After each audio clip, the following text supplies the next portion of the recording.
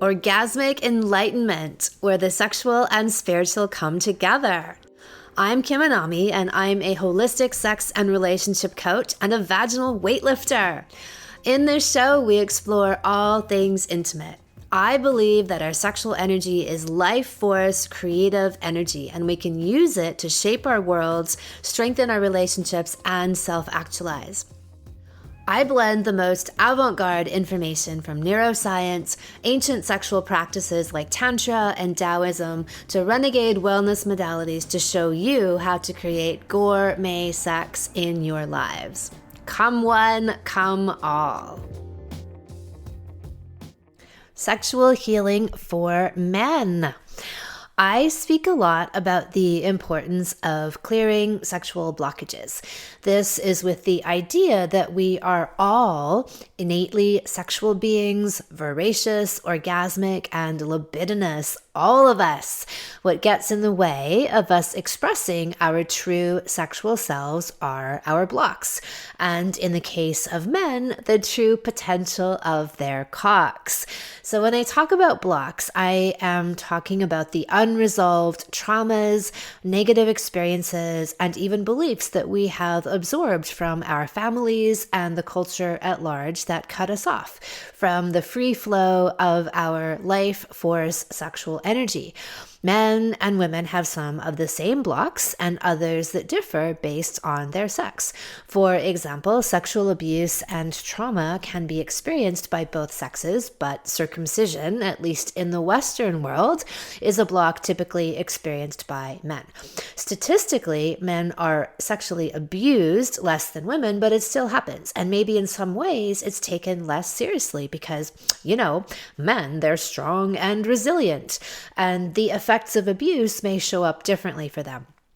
In women, the residue of sexual abuse and trauma tends to show up more as inverted sexual behavior, such as low libido, disinterest in sex, or having pain upon intercourse. And in some, it shows up as over-sexualized behavior, i.e. overt sexuality, really showing it off in kind of an aggressive way, very tits in your face, did you see my titties kind of thing. And I think it's the opposite with men. Since men culturally receive more permission to be sexual than women, I think the first place they go to is over-sexualized behavior. And then a smaller percentage of them introvert their sexuality, becoming more asexual. Either way, sexual abuse and violations, and I include routine circumcision as abuse and a violation, taint our natural sexual expression. I have an amazing podcast I put out last year called Circumvent the Circumcision, which features an interview with Brendan Marotta, the director of the incredible documentary American Circumcision. That episode is a deep dive into the reality of this choice, how there is no medical or scientific reason for it, and the ramifications it has on the male psyche and body.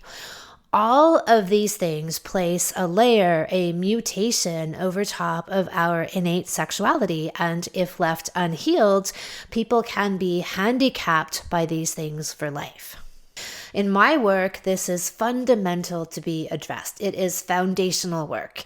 If this isn't healed in the nervous system and the psyche, it shows up in all sorts of untoward ways. In men, this ranges from premature ejaculation, impotency, low libido, porn addiction, emotional numbness, and an inability to identify or articulate feelings, growths or issues on the reproductive organs, such as with the prostate or testicles, a separation between the cock and the heart, which often shows up as promiscuity and buying into the cultural narrative that it's cool to fuck a lot of chicks or dudes and not care about them.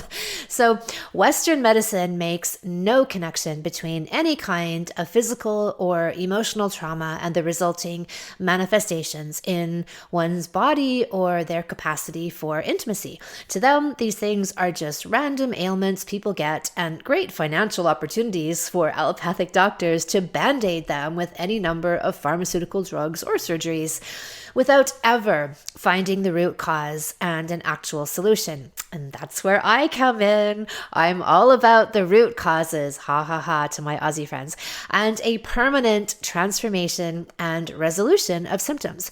And it can be done for all of these conditions, naturally and holistically.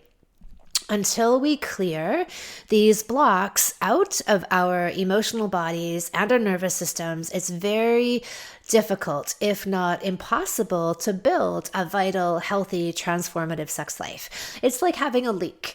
And these things are that, energetic leakages. And no matter what you add to the vessel, however amazing the thing might be that you put into it, it's still slipping out. So the good news is that as soon as you embark on this journey and begin the process of illuminating your possible blocks and making the effort to clear them, you start healing. And you don't have to be finished to feel good or to be in a relationship. No one ever is finished. But the very act of getting in motion is huge, and it sends a signal to your entire system that you have moved out of protection and into growth. Remember what Bruce Lipton says. I have a great podcast with him, Quantum Love and Healing, that came out a few months ago. And he talks about how an organism or a cell is either in protection or growth. It cannot be in both at the same time. So when you're in protection, which is what I would call the state of having unhealed trauma, you can't grow. There's an arrest of the system. It's on pause. It's looking for ways, desperately looking for ways to release what it's holding on to. And it signals the body, right? It signals the body, the mind with these symptoms. We call them things that become normalized. I talk so much about the normalization of dysfunction, especially via Western medicine, where all these symptoms and ailments are just normal, part of life. But no, these are actually messages from the higher self to let us know where to look. So as soon as you flip that switch and you commit to growth, then you are off to the races. And as Goethe says, when we commit, quote, providence moves to all sorts of things happen to help one that would never otherwise have occurred. A whole stream of events, issues from the decision, raising in one's favor all manner of unforeseen incidents and meetings and material assistance which no man could have dreamed would have come his way. Boldness has genius, power, and magic in it. Begin it now. So depending on the issues, people can need more in-depth healing and modalities. But here are 5 power tools I recommend for men to become self-actualized supercocks in mind and body. Oh, you ask, what is a self-actualized supercock? Well, it's a cock that's lit. It loves itself, and the man loves his cock. The cock is an extension of the man. He's truly occupying himself and it. When he truly loves himself, by extension, he loves his cock. He struts proudly with that thing. He occupies it. He inhabits it to its full power. He uses it with great care, and he realizes what a source of power his cock is. And hopefully he finds a woman who realizes that as well. In fact, this light of genitalia is what all great spiritual leaders talk about. Surely it's what Marianne Williamson was talking about in her famous quote about shining your light. Our deepest fear is not that we are inadequate. Our deepest fear is that we are powerful beyond measure. It is our light, not our darkness, that most frightens us. We ask ourselves, who am I to be brilliant, gorgeous, talented, and fabulous? Actually, who are you not to be? You are a child of God. Your playing small does not serve the world. There is nothing enlightened about shrinking so that other people won't feel insecure around you. We are all meant to shine as children do. We were born to make manifest the glory of God that is within us. It's not just in some of us, it's in everyone. And as we let our own light shine, we unconsciously give other people permission to do the same. As we are liberated from our own fear, our presence automatically liberates others.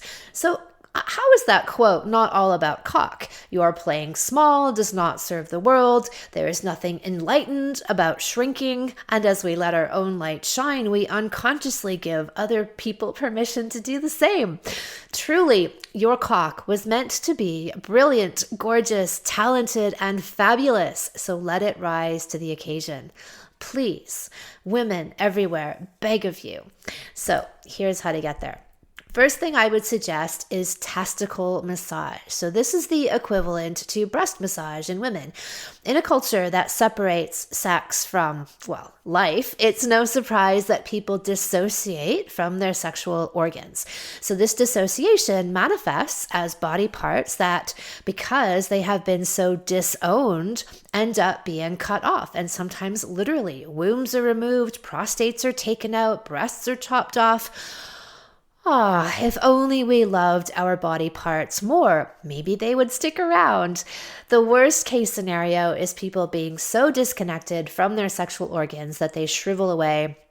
The best case scenario is that you are so in tune with your sexuality and you love and own and inhabit your genitals so much that they grow. Breasts can grow, penises can grow, and cojones, both literal and metaphorical, can grow. So testicle massage boosts testosterone production and enlivens the balls because, we want men with big cojones. So you can start there, even a few minutes a day in the shower of a gentle testicle massage. You roll the balls between your thumbs and forefingers, all of your fingers, and then you stroke them in one direction with the thumbs and then go back in the other direction with your thumbs as you breathe deeply into your belly and your pelvis. A few minutes a day is all it takes. Second up, I would recommend our Resurrect Crystal Elixir, which is sold in the Anami Alchemia online shop. So this is in my Anami Crystal Elixir series, which I have personally created myself. And I have made a trilogy set for men and one for women that focus on deep healing and clearing blocks. Crystals are excellent tools, especially for working on deep-seated emotional and psychological patterns. So Resurrect is all about strengthening your erection and direction in life. In this remedy for men, it includes a set of 3 different crystals: rhodochrosite, chrysoprase, and rose quartz. Rhodochrosite is meant to be the crystal on the planet for dealing with any kind of sexual abuse and trauma, including circumcision. It's also a prime crystal of self-love and confidence, feeling at ease in your own skin, and truly loving who you are, and of taking responsibility for your own stuff. So rather than getting stuck in a blame game and projecting onto other people, you draw that focus onto you and what you can do to move forward. And then we have rose quartz, which helps to unite the heart and the cock. The great chasm in our modern sexually fucked up world is the mammoth gap between heart and genitals, and perhaps much more so apparent with men. So the self-actualized cock may respond to all sorts of superficial stimulation, but at its core, it's most aroused and made erect by the steamy combination of gourmet sex, which has emotional openness and physical abandon combined. A deep, soul-stirring pull that marshals all of its erectile and divine healing power into action and fucks the world and his woman into smithereens. And that, my loves, is the true purpose of cock, to be relentless and penetrating. It opens, it probes, it finds truth, and it smashes it into aliveness and illuminates some vaginas along the way. Rose quartz is also a fertility stone, and it helps to resolve deep-seated father issues. Chrysoprase is next in the Trinity. It's known for its get up and go. It's all about being decisive, taking action, and it's an antidote to analysis paralysis. So it gets you out of the head and into your body and into action. It also helps to remove the sense of acting out of duty or obligation in your life, which is a common trap for men. And it helps to bring you into alignment with what really fulfills you and is a true expression of your gifts in the world. My third recommendation as a healing practice would be lingam massage. And I am separating out lingam and testicle massage. So testicle massage is a daily practice that only takes a few minutes. Lingam massage would be a longer, drawn out, very deliberately focused and even lavish experience. You can massage yourself or have a partner massage you. The purpose of conscious lingam massage, rather than just say a hand job, is that like any therapeutic massage, we're looking at releasing tension and in this case, even stored trauma to help reconnect to the cock. It's a great tool to bring awareness and aliveness back into the cock and to bridge any kind of dissociation. In these massages, we want to open, release, heal, and activate the true power and potential of your wand of light, which is the Sanskrit definition of the word lingam, cock. Remember the lit cock. So the cock is full of all kinds of reflexology points. In fact, the entire reflexology map of all of your internal organs is laid out on the surface area of your cock. Every time you stimulate it, ideally in its entirety from balls to shaft to tip, through self-pleasure, intercourse, or conscious massage, you are giving yourself a euphoric acupressure treatment. And you can do this on your own, and it's also amazing to receive lingam massage from your partner. The intent is less to bring you to orgasm, though if that happens, that's fine, but you want to dwell more in the space of releasing, activating, soothing, and healing. That is really your intention with this. So I have a great video on my YouTube channel on lingam massage to inspire you. My next suggestion would be a pelvic weightlifting practice. Yes, cocks can and ought to lift weights too. Penile weightlifting is the male equivalent to the female yoni egg practice. Cocks need exercise too. So having a strong PC muscle gives you power and confidence, stamina control, stronger erections, and orgasm. So what's not to love? You can develop agility and more conscious movement and occupation of your cock as it becomes more sentient. So I've been with people who had a very committed weightlifting, strengthening practice, and wow, there's a huge difference between a cock that's alive and is really able to move itself around your vagina rather than just all that movement coming from the hips. It's actually coming from the cock as this much more alive, as I said, sentient being. It's a big difference. And so for the man, this really restores a lot, again, of this connection and power and confidence, the resurrection, right? So I have a full weightlifting routine in my Sexual Mastery for Men salon for penile weightlifting. Speaking of which, my next suggestion would be my Sexual Mastery for Men salon. So this is my signature 8-week online program for men to become sexual masters of themselves and their woman. We dive deep into your body and hers. So in this salon, we cover everything from deeper healing modalities to release trauma, detoxing from porn, how to build sting-like stamina and separate orgasm from ejaculation, cock exercises to lengthen, strengthen, and grow cock organically, how to channel your sexual energy as a creative power, increasing your vitality, confidence, and cash flow. As I said, a pelvic weightlifting routine, Orgasmopedia, the guide to female orgasms, especially the deeper vaginal life-changing orgasms like G-spot and cervical, how to find your masculine expression in the world, and how to man up in today's hostile to masculine energy type climate. We need good, solid men in these times now more than ever. The Sexual Mastery for Men Salon opens for registration soon. For the free preview video series you can watch with exercises you can practice tonight to build stamina, come to my site at kiminami.com, look for Sexual Savant Salons, and then click on Sexual Mastery for Men. Thank you so much for listening. If you haven't already, subscribe and also leave a review. And send someone else the gift of a healthy libido and an off-the-charts love life by sharing this episode with them.